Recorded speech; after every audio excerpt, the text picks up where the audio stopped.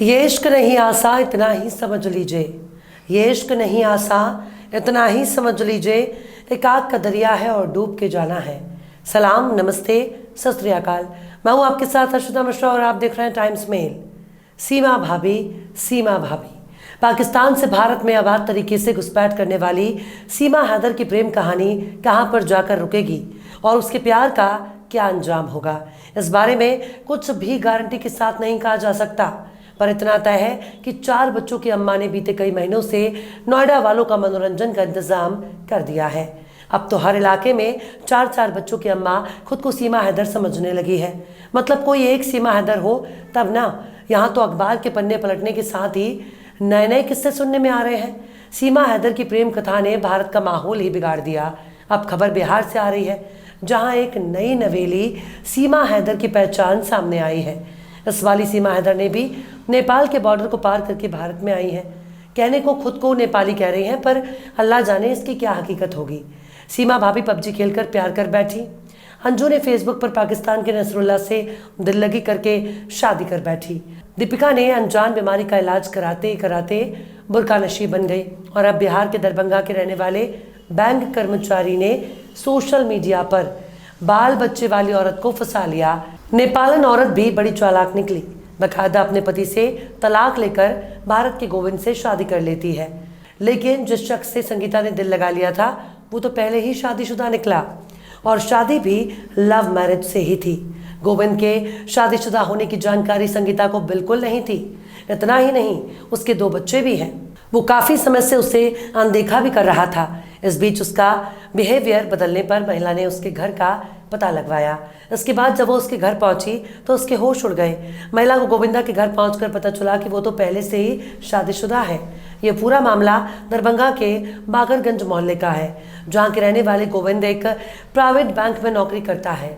गोविंद ने 8 साल पहले दरभंगा की रहने वाली प्रेरणा से लव मैरिज की। उसके 2 बच्चे भी हो गए, लेकिन बाद में गोविंद का ट्रांसफर रक्सौल में हो गया। रक्सौल में रहने के दौरान गोविंद को सोशल मीडिया पर नेपाल की रहने वाली संगीता से प्यार हो गया। संगीता शादीशुदा थी और उसने गोविंद को अपने बारे में सब कुछ बता दिया, और ये भी बता दिया कि वो 2 बच्चों की अम्मा है। लेकिन गोविंद ने उससे खुद के शादीशुदा होने की बात छुपा ली और कहा कि वो अपने पति से तलाक ले ले, फिर वो उससे शादी कर लेगा। संगीता भी गोविंद की बातों में आ गई। सोशल मीडिया का प्यार था, गुमराही का शिकार हो गया। 2 बच्चों की अम्मा संगीता ने सोशल मीडिया वाले प्यार के चक्कर में अपने दोनों बच्चों को छोड़ दिया और पति से भी तलाक ले लिया। इसके बाद उसने गोविंद से एक मंदिर में शादी कर ली। वो गोविंद के साथ रक्सौल में ही रहने लगी। इसके बाद गोविंद की पोस्टिंग समस्तीपुर में हो गई। वो संगीता को रक्सौल में छोड़कर खुद समस्तीपुर आ गया। लेकिन यहाँ आते ही गोविंद मिजाज बदल गया। उसने संगीता से बातचीत करना ही बंद कर दिया। गोविंद ने संगीता से अचानक ही दूरी बना ली। अब सोशल मीडिया का प्यार था, इतना इंतजार तो करने से रहा। संगीता ने रक्सौल में बैंक के ब्रांच से गोविंद का असली एड्रेस निकलवाया। एड्रेस मिलने के बाद जैसे ही संगीता दरभंगा पहुंची तो उसके पैरों तले जमीन खिसक गई। संगीता को पता चला कि गोविंद तो पहले से ही शादीशुदा है।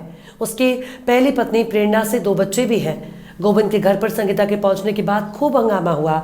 संगीता ने भी शादी के वीडियो और फोटो दिखाए, जिसके बाद बात इतनी आगे बढ़ गई कि गोविंद से संगीता के साथ साथ प्रेरणा को भी घर से निकाल दिया और खुद फरार हो गया।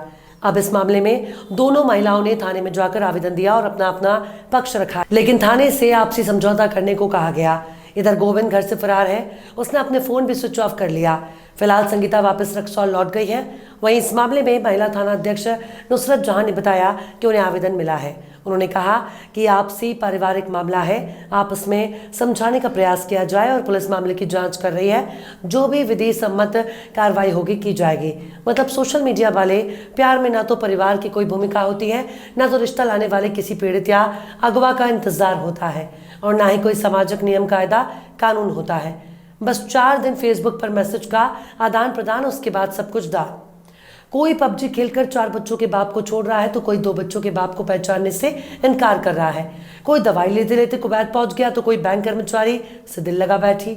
लेकिन एक बात बिल्कुल कॉमन है, इंटरनेट वाले प्यार के चक्कर में जितनी औरतों ने अपने पतियों को छोड़ा है वो सब की सब बाल बच्चे वाली औरतें हैं, और सबके 2-2 बच्चे हैं, और सब ने इंटरनेट के चक्कर में आकर अपने अपने पतियों से किनारा कर लिया। पर एक बात जो सबसे अहम है, सभी पत्नियों को 2-2 और 4-4 बच्चों के पैदा होने के बाद पता चला कि उनके पति उनको प्यार ही नहीं करते। ठीक इसी तरह सोशल मीडिया पर रील को लाइक करते करते भोपाल की बाल बच्चे वाली महिला को इंटरनेट वाला बुखार हो जाता है। मध्य प्रदेश के भोपाल की 23 साल की एक महिला ने यूपी के फतेहाबाद के रहने वाले एक शख्स से इंटरनेट वाला प्यार हो गया, जिसके बाद महिला ने भोपाल से आगरे की तरफ कूच किया। इंटरनेट वाला लड़का और एक बच्चे की अम्मा 2 दिन तक होटल में रहते हैं। फिर महिला ने जो भी पैसा लेकर आगरा आई थी उसे लेकर उसका इंटरनेट वाला प्यार फरार हो जाता है, जिसके बाद महिला ने प्यार में धोखा खाने के बाद पुलिस को बुलाया, जिसके बाद उसके पति को बुलाकर भोपाल वापस भेजा गया। दरअसल एक बच्चे की अम्मा ने फतेहाबाद के युवक की रील्स को लाइक करना शुरू कर दिया, जिसके बाद रील्स लाइक करते करते दोनों की बातचीत होने लगी और फिर प्यार हो गया। महिला ने रील वाले लड़के के प्यार को पाने के लिए पति के घर से 40,000 रुपए और बच्चे के साथ आगरा आई, लेकिन उसके साथ धोखा हो गया। वहीं दूसरी तरफ लप्पू सा सचिन और झिंगुर सा लड़का कहने वाली मिथिलेश भाभी खूब चर्चा में है। उन पर बॉडी शेमिंग के इल्जाम लग रहे हैं, जिसके बाद विवाद इतना बढ़ गया कि सीमा हैदर और सचिन मीणा के वकील ने उन्हें लीगल नोटिस भेजा है। लेकिन मिथिलेश भाभी का कहना है कि उन्होंने किसी की बॉडी शेमिंग नहीं की, वो तो बस गांव देहात की भाषा बोल रही हैं। मिथिलेश के समर्थन में दिल्ली नोएडा के कुछ वकील भी आ गए, जिन्होंने फ्री में उनका केस लड़ने का वादा किया। खैर, औरतों के चक्कर में एक घर का झगड़ा 10 घर तक फैल जाता है। सचिन ने सीमा से प्यार किया या फिर सीमा ने सचिन का इस्तेमाल किया, इसका पता तो खुफिया एजेंसियां लगा लेंगी। इंटरनेट की गंदगी अब घर घर में फैल रही है, खासकर बाल बच्चे वाली औरतों की जिंदगी पर बहुत बड़ा असर पड़ रहा है। सीमा सचिन की फैलाई गंद दूर दूर तक नजर आ रही है। शादीशुदा लोगों की जिंदगी चौपट हो रही है। बीवियां अपने पतियों को छोड़कर फुर हो रही हैं और बेचारा पति उस दिन को कोस रहा है जब उसने अपनी बीवी हाथ में स्मार्टफोन थमाया। स्मार्टफोन को यूज करके बीवियां ही स्मार्ट हो गई और अब बेचारा पति झक मार रहा है, खुद को गरिया रहा है।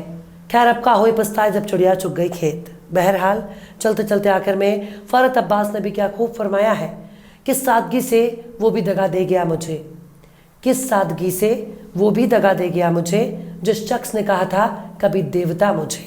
फिलहाल इस वीडियो में बस इतना ही।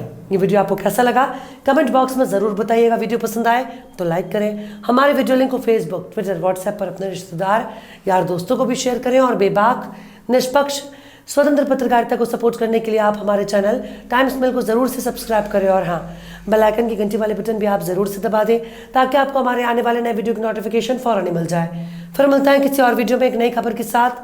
हर्षिता मिश्रा को दीजिए इजाज़त। जय हिंद। तो देख लिया आपने हमारे इस वीडियो को। हमें उम्मीद है कि आपने हमारे वीडियो को लाइक किया होगा और दूसरों को भी शेयर किया होगा। अगर अभी तक आपने हमारे चैनल टाइम्स मेल को सब्सक्राइब नहीं किया है तो जल्दी से सब्सक्राइब कर दें और बेल आइकन भी प्रेस कर दें।